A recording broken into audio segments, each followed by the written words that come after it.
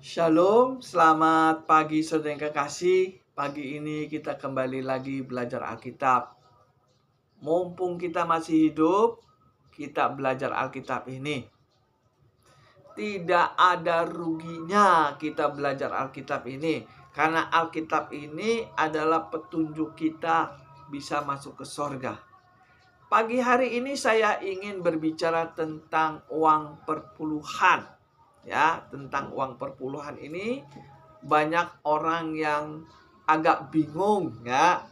Nah, sebelum saya berbicara tentang uang perpuluhan ini, saya ingin tanya kepada saudara.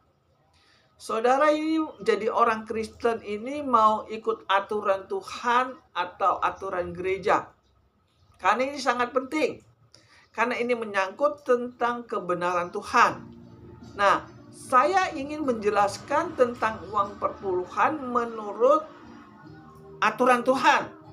Karena aturan Tuhan itu kadang-kadang berbeda dengan aturan gereja tentang uang perpuluhan. Ya, pagi hari ini saya ingin berbicara tentang uang perpuluhan menurut Alkitab. Bukan menurut gereja, bukan menurut pendeta. Ya, apa sih dasarnya kita membayar uang perpuluhan? Tercatat di Alkitab. Ini adalah dasar kita membayar uang perpuluhan. Kalau saudara baca di dalam Matius 22 ayat yang ke-21 saya bacakan. Ini adalah dasar kita membayar uang perpuluhan.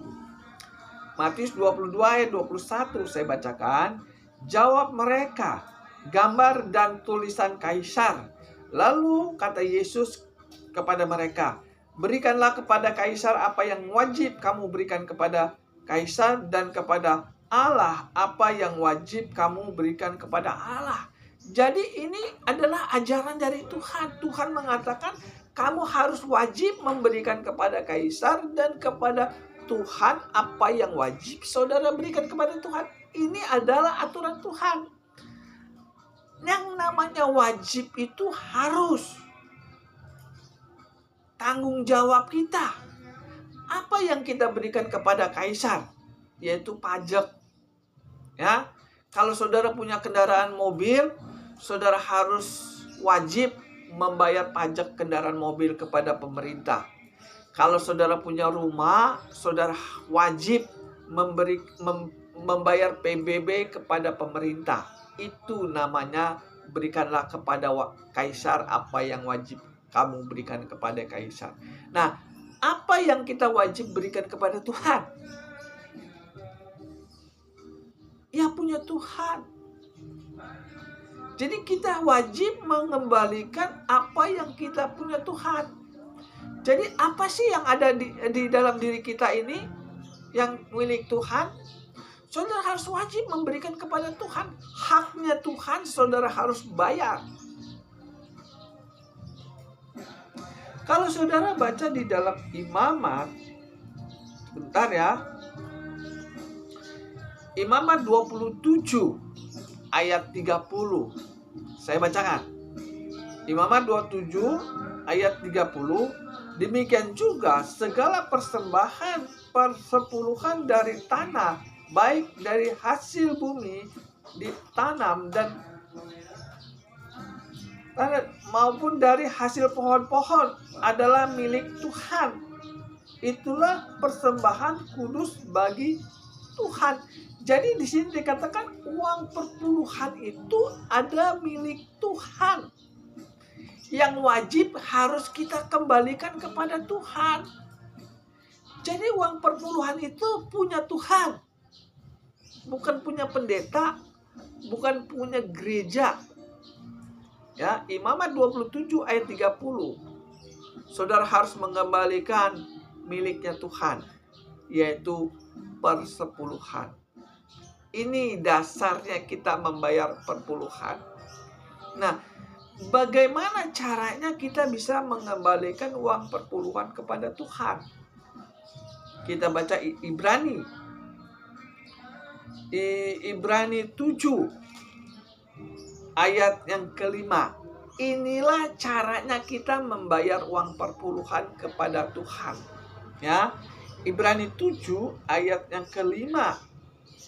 Dan mereka dari anak-anak Lewi yang menerima jabatan imam mendapat tugas menurut hukum Taurat untuk memungut persepuluhan dari umat Israel. Jadi uang perpuluhan itu yang memungut imam, suku Lewi namanya. Kalau sekarang ini hamba Tuhan. Hamba Tuhan inilah yang diberikan tugas kepada Tuhan untuk mengambil uang perpuluhan kepada orang Kristen. Jadi ada aturannya, saudara kekasih. Untuk membayar uang perpuluhan itu ada aturan. Uang perpuluhan. Kenapa kita bayar perpuluhan? Karena kita wajib memberikan kepada Tuhan. Apa yang wajib kita berikan kepada Tuhan? Punya Tuhan. Apa yang punya Tuhan? Perpuluhan. Ya. Nah, bagaimana caranya kita membayar perpuluhan kepada Tuhan? Dengan cara melalui hamba Tuhan. Kita nggak bisa memberikan perpuluhan langsung kepada Tuhan. Nggak bisa. Kita berikan perpuluhan itu melalui, kasar ngomongnya, pegawainya Tuhan, itu hamba Tuhan. Saudara membayar uang perpuluhan kepada pegawainya Tuhan yang namanya hamba Tuhan. Inilah caranya kita membayar uang perpuluhan. Saudara yang kekasih, uang perpuluhan itu dikatakan bagian dari hukum Taurat. Ya, di sini di dalam Ibrani 7 ayat yang kelima, di situ menurut hukum Taurat yang memungut uang perpuluhan suku Lewi. Kalau sekarang hamba Tuhan. Jadi hamba Tuhan itu tugasnya mengambil uang perpuluhan dari orang Kristen. Itu dasarnya. Sesuai dengan Alkitab. Saudara yang kekasih, ini menurut hukum Taurat. Ya, bagaimana orang yang nggak mau menjalankan hukum Taurat? Orang yang nggak mau menjalankan hukum Taurat sebenarnya nggak berhak mengambil uang perpuluhan. Karena uang perpuluhan itu bagian dari hukum Taurat. Ya, saudara yang kekasih, kalau kita belajarin tentang hukum Taurat itu sangat apa dikatakan? Sangat penting. Sangat penting. Kalau saudara baca di dalam Roma 7 ayat yang ke-14, di situ dikatakan hukum Taurat itu kudus, benar, baik, dan rohani. Ya. Di dalam Roma 7 ayat yang Roma 7 ayat 12, hukum Taurat itu kudus, benar, baik, dan rohani. Jadi kalau kita membayar uang perpuluhan itu kudus. Uang perpuluhan itu kudus dan benar dan baik.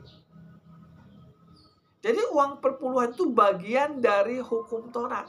Nah, orang yang menjalankan hukum Taurat itu berbahagia. Mazmur 119 ayat yang pertama saya bacakan. Mazmur 119 Mazmur 119 ayat yang pertama.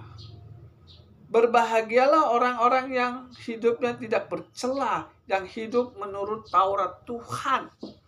Jadi orang yang mengikuti hukum Taurat itu berbahagia. Nah, perpuluhan itu bagian dari hukum Taurat. Jadi kalau saudara mengembalikan perpuluhan kepada Tuhan, itu menurut Alkitab, itu bahagia. Ya, sangat jelas dikatakan Alkitab di dalam Ibrani 7 ayat kelima. Hukum Taurat adalah bagian dari hukum Taurat. Perpuluhan itu bagian dari hukum Taurat. Dan di dalam hukum Taurat itu dikatakan benar, baik, kudus, dan rohani. Jadi perpuluhan itu kudus, benar, baik, dan rohani. Perpuluhan itu bagian dari rohani, saudara kekasih. Jadi kalau saudara menjalankan hukum Taurat, berarti saudara berrohani, itu maksudnya. Dan kalau saudara menjalankan hukum Taurat tentang uang perpuluhan, di situ dikatakan saudara berbahagia. Kenapa berbahagia? Karena saudara memberikan kewajiban kepada Tuhan. Berikanlah kepada Tuhan apa yang wajib saudara berikan kepada Tuhan.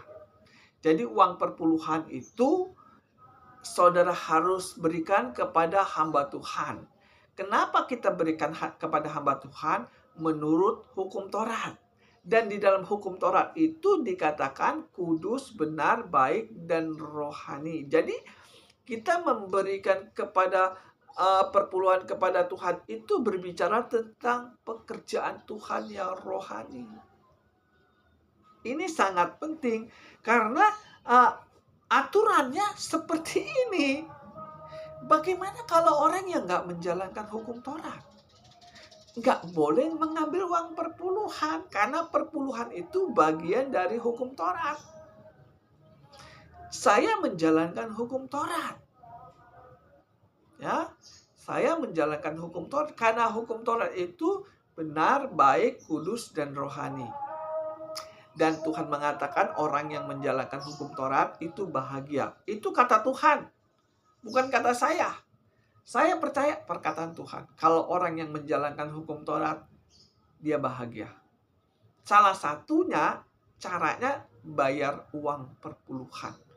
Karena uang perpuluhan itu bagian dari hukum Taurat.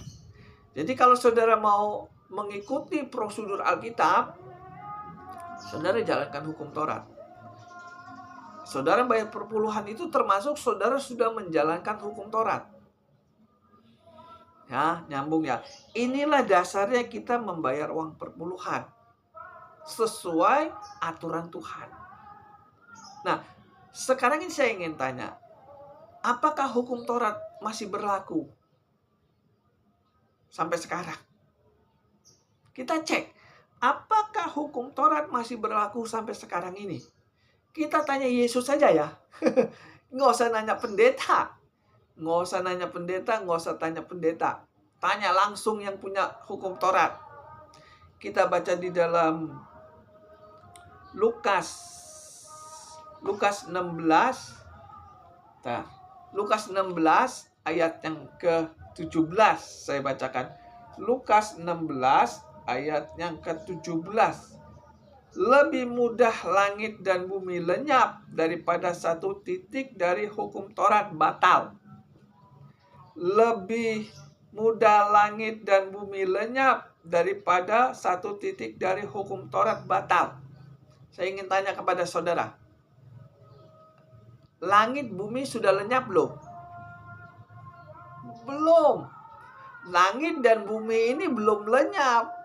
Berarti hukum Taurat masih berlaku.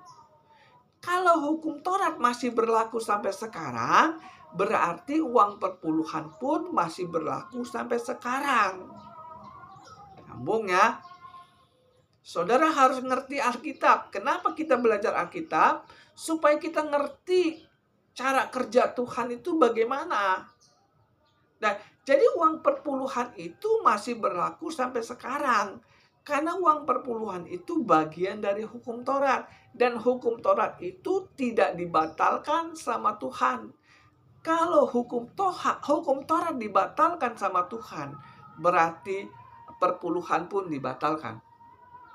Logikanya seperti itu. Tuhan mengatakan lebih baik langit dan bumi ini lenyap daripada hukum Taurat dibatalkan. Berarti hukum Taurat nggak dibatalkan toh? Ini yang katakan Yesus loh.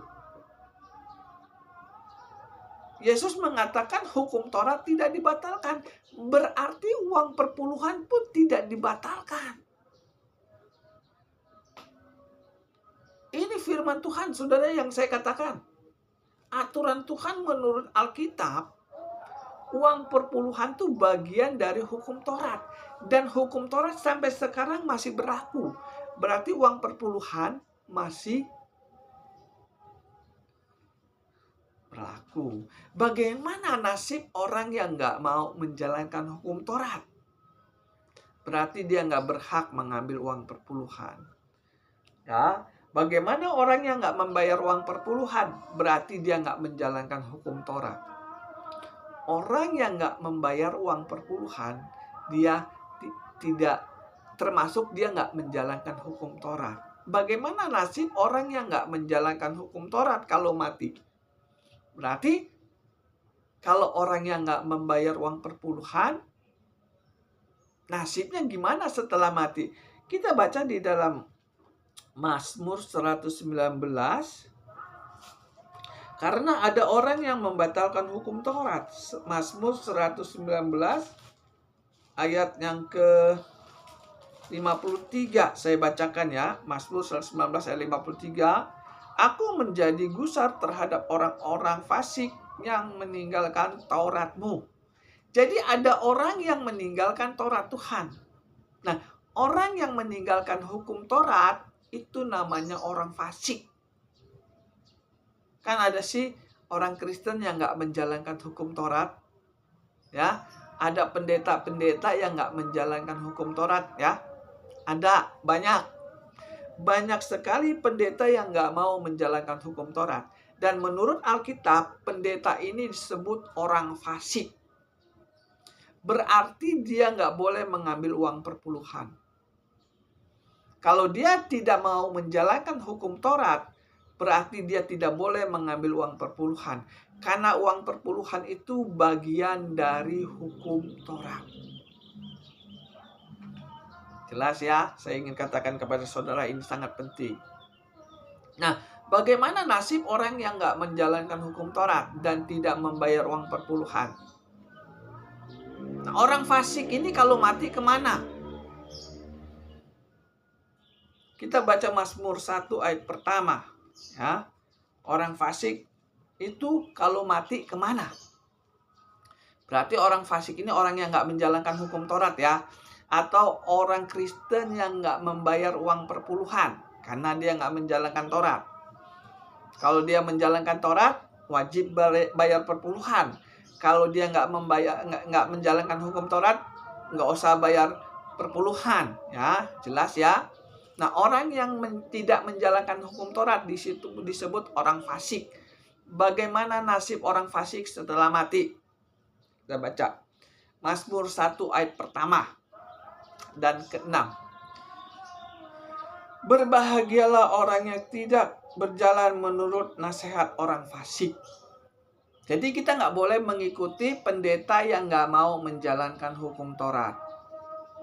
Nah, kenapa kita nggak boleh mengikuti nasihat orang fasik? Orang fasik kan nggak menjalankan hukum Taurat kok.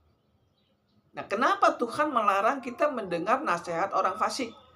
Kasar ngomongnya nggak boleh mendengar khotbah pendeta yang nggak mau menjalankan hukum Taurat. Kenapa?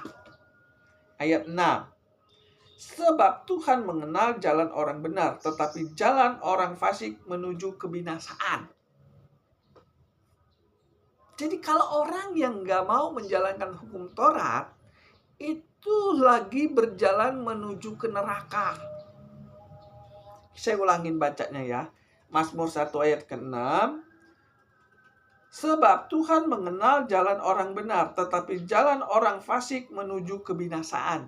Jadi kalau ada pendeta yang nggak mau menjalankan hukum Taurat, dia sedang menuju ke neraka. Makanya Tuhan melarang. Kita sebagai orang Kristen, Tuhan melarang jangan mendengar khotbah-khotbah pendeta yang nggak mau menjalankan hukum Taurat. Kasar ngomongnya pendeta-pendeta fasik. Kenapa kita tidak boleh mendengar nasihat orang fasik? Karena nasihat orang fasik itu menuju kebinasaan. Saya ingin tanya kepada saudara, pendeta yang nggak mau menjalankan hukum Taurat, dia mengajarkan jemaatnya jangan menjalankan hukum Taurat juga. Padahal hukum Taurat itu kudus, benar, baik, dan rohani. Ya, bagaimana nasib orang yang nggak bayar perpuluhan? Nah ini, kalau dia nggak membayar uang perpuluhan, berarti dia nggak menjalankan hukum Taurat. Karena uang perpuluhan itu bagian dari hukum Taurat. Jadi kalau saudara nggak membayar uang perpuluhan, jadi saudara tidak mengikuti hukum Taurat. Berarti saudara juga orang fasik. Saudara sebagai orang Kristen, kalau saudara tidak membayar uang perpuluhan, maka saudara termasuk bagian dari orang fasik. Orang fasik tidak mau menjalankan hukum Taurat. Jelas ya? Kalau kita nggak menjalankan hukum Taurat, kalau kita tidak membayar uang perpuluhan, maka kita tidak memberikan haknya Tuhan. Tuhan mengatakan, berikanlah kepada Kaisar apa yang kamu berikan, wajib kamu berikan kepada Kaisar dan wajib kamu berikan kepada Tuhan. Jadi uang perpuluhan itu saudara harus mengembalikannya kepada Tuhan.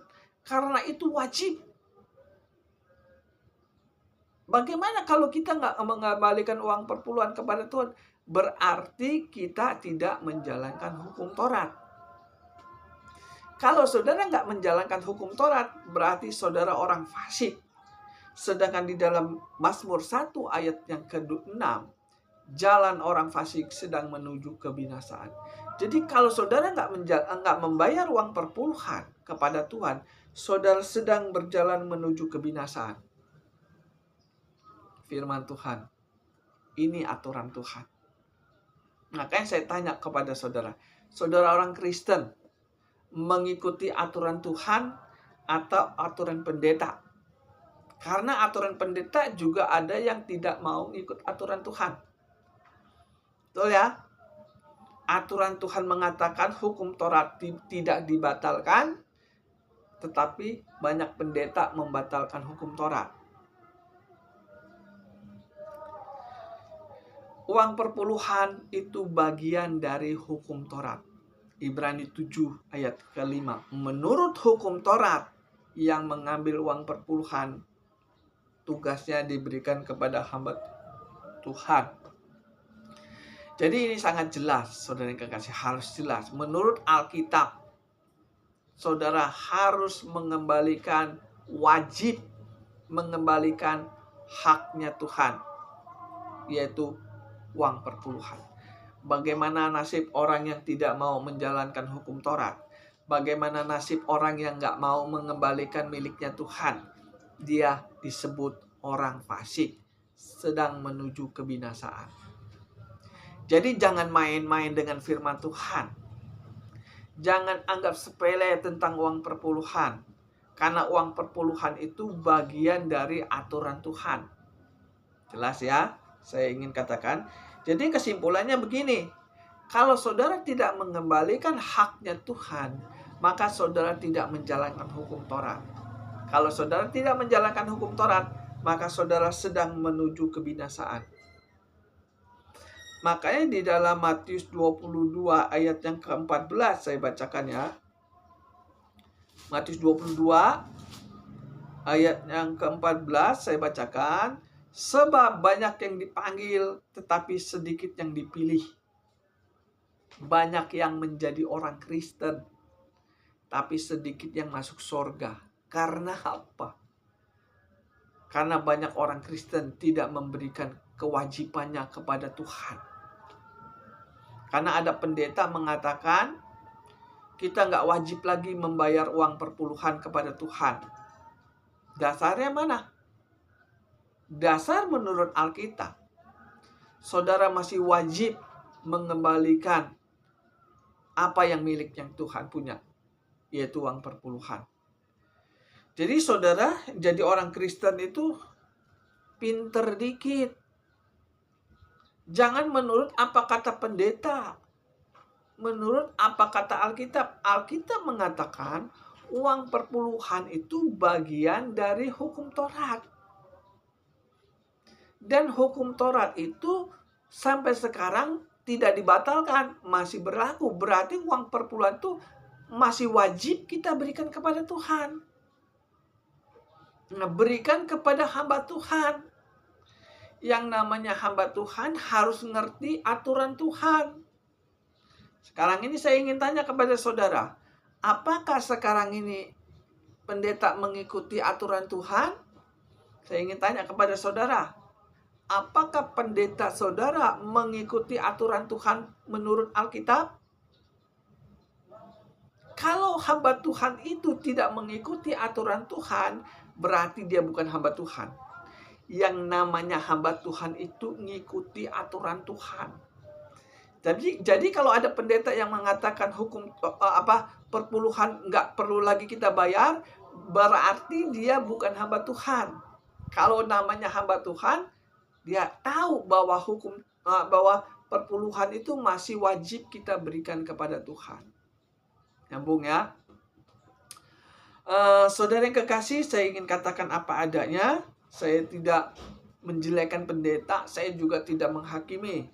Saya hanya memberitakan bahwa uang perpuluhan itu milik Tuhan. Wajib kita mengembalikannya. Nah, orang yang menjalankan hukum Taurat itu bagian dari hukum Taurat. Orang yang membayar uang perpuluhan itu bagian dari hukum Taurat. Dan hukum Taurat itu sampai sekarang masih berlaku. Karena Tuhan tidak pernah membatalkan hukum Taurat. Matius 22 ayat 14, banyak yang dipanggil, sedikit yang dipilih. Saya ingin tanya kepada saudara, saudara bayar perpuluhan nggak? Kalau saudara nggak bayar perpuluhan, berarti saudara tidak mengembalikan haknya Tuhan. Saya tanya, uang perpuluhan itu punya siapa? Punya Tuhan. Kalau kita tidak mengembalikan uang perpuluhan kepada Tuhan, nanti urusannya sama siapa? Sama Tuhan. Nanti saudara mati nih. Saudara kan pasti mati. Tuhan tanya, waktu di dunia, lu banyak duit, berkat berkelimpahan, lu memberikan hak kepada Tuhan nggak? 10%? Enggak. Berarti lu tidak menjalankan hukum Taurat ya. Coba cek Mazmur 1 ayat 6. Apa bunyinya? Orang yang nggak bayar uang perpuluhan sedang menuju kebinasaan. Nah, tempat lu di situ tuh. Di dunia sudah diberitahu. Orang yang nggak mengembalikan uang haknya Tuhan, kalau dia mati menuju kebinasaan. Makanya di Matius 22 ayat 14, banyak yang dipanggil, sedikit yang dipilih. Banyak yang menjadi orang Kristen, banyak yang menjadi hamba Tuhan, tapi sedikit yang masuk surga. Kenapa bisa begitu? Karena tidak mengikuti aturan Tuhan. Ya, saya hamba Tuhan, saudara. Saya harus mengikuti apa jalurnya Tuhan. Pendeta yang nggak mau menjalankan hukum Taurat, kalau dia mati, menuju kebinasaan. Yang katakan Alkitab, saudara, bukan saya. Saya nggak bisa apa-apa. Saya hanya menyampaikan kebenaran Tuhan. Karena itu tugas saya. Kenapa saya tahu? Karena saya sudah belajar. Saya belajar Alkitab ini 34 tahun. Jadi saya tahu. Saya nggak cari uang. Saya cari surga. Makanya apa yang ada di Alkitab ini saya beritakan. Saya nggak tambahkan, saya nggak kurangkan. Saudara yang nggak bayar uang perpuluhan, saudara sedang menuju kebinasaan. Ini bukan nakut-nakutin, saudara yang kekasih. Ini serius. Mumpung masih hidup, jadi orang Kristen itu jangan tanggung-tanggung. Rugi. Kalau saudara jadi orang Kristen, tanggung-tanggung, rugi. Karena nggak masuk surga. Saya jadi orang Kristen nggak mau tanggung-tanggung. Apa yang ada di Alkitab ini saya jalankan. Karena upahnya surga, saudara yang kekasih. Jadi kalau saudara nggak membayar uang perpuluhan, saudara termasuk orang fasik. Ini yang benar. Informasi yang saya sampaikan di YouTube ini sumbernya dari Alkitab semua. Nah, saya ingin tanya kepada saudara.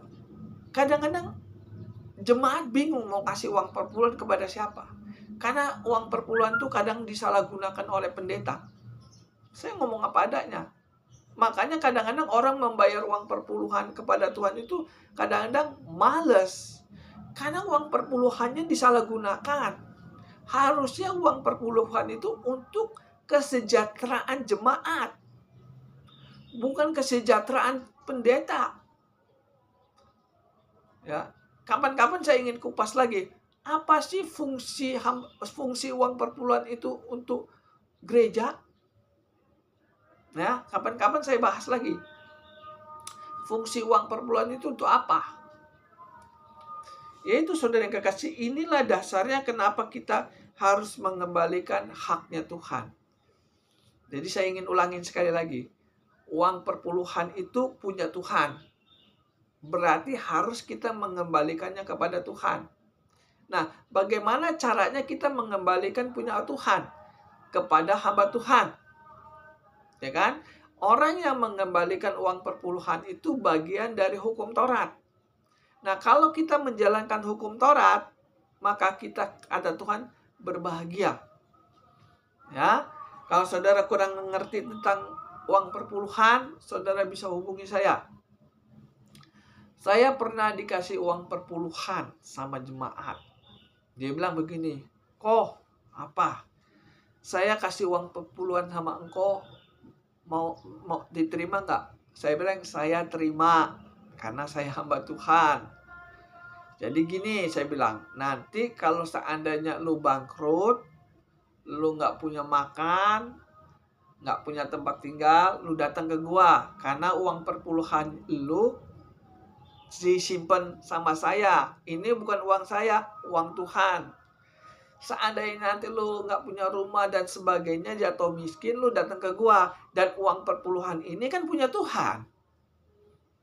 Lu kan anak Tuhan dalam kesusahan. Maka uang perpuluhan itu saya pakai untuk kesejahteraan lu. Saya bilang begitu.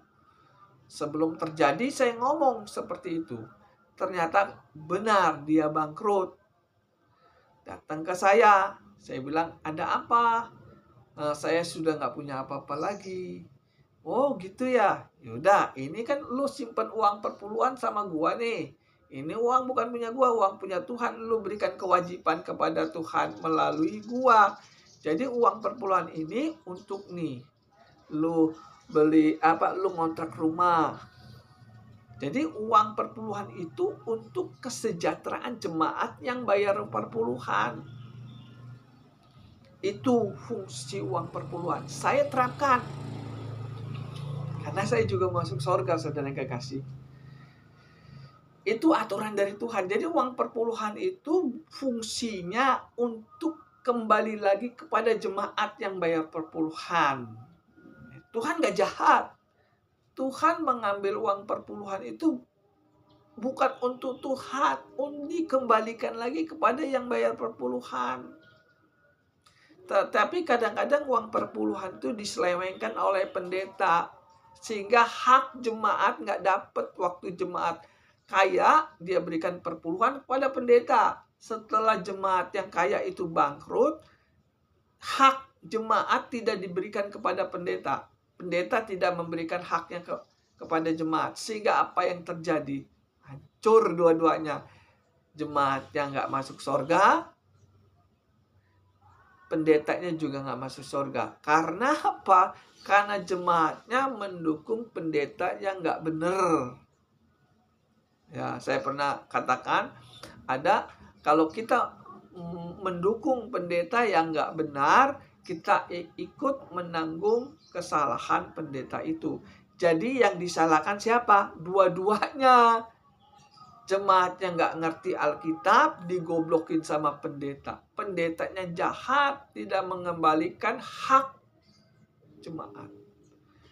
Saya menyampaikan firman Tuhan ini apa adanya, mumpung saya masih hidup, saya ceritakanlah di YouTube ini.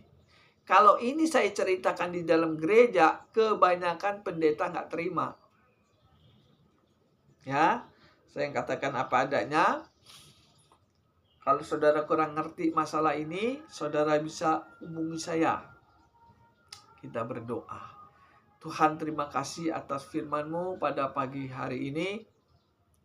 Engkau mengajarkan kami untuk mengembalikan perpuluhan kepada Engkau. Engkau mengajarkan kami sesuai dengan aturan Engkau. Tuhan Yesus, berkati orang yang mendengar YouTube ini, dan berkati juga saya yang memberitakan kebenaran firman Tuhan. Dalam nama Yesus, haleluya. Amin.